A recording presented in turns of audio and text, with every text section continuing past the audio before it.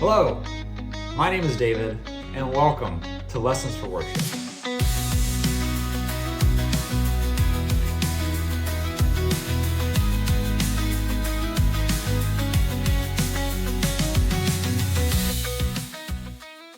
So what is Lessons for Worship all about? It's an online platform created to teach both biblical and musical lessons to encourage, equip, prepare, and challenge you in ways that will help foster your spiritual and musical growth. With the biblical lessons, the main idea is to teach God's truths and share the good news of the gospel to point you and others toward Jesus. It's about knowing God and making God known. For the musical lessons, the goal is to help you level up as a worship musician.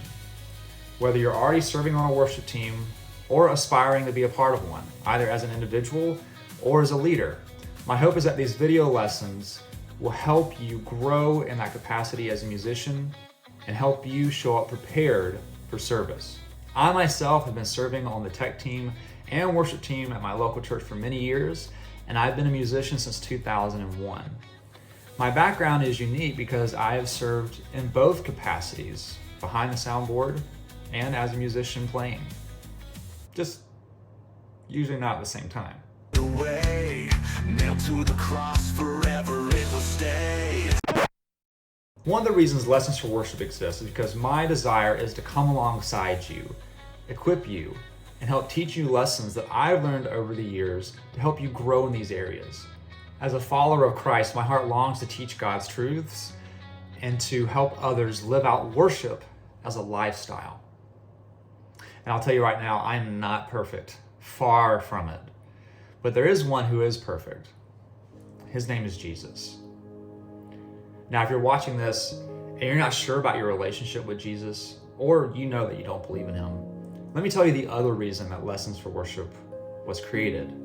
The main reason, and that's to share with you the good news that changed my life. You see, you and I, and all humans, were created in God's image. And we were created to have a personal relationship with God. But we as humans sinned and cut ourselves off from God. The Bible says that all have sinned and fall short of the glory of God.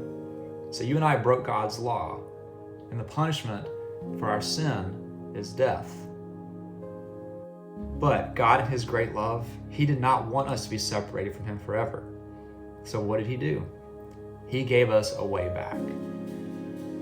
Jesus of Nazareth came to this earth, lived a perfect life, died for our sins. As God's Son, he lived a perfect, sinless life, and he was the only one worthy to take the punishment for the sin of the world.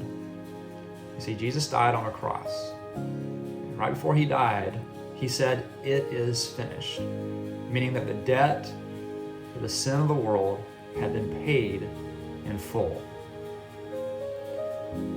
Now, Jesus did not stay dead. 3 days later, he came back to life, proving that he is who he says he is, the Messiah, the Son of God, and the one who was prophesied to come to this world to take the punishment away, to save the world from itself. And the Bible says this: if you confess with your mouth that Jesus is Lord and believe in your heart that God raised him from the dead, you will be saved. And if you'll do just that, if you will turn from your sin, put your faith in him,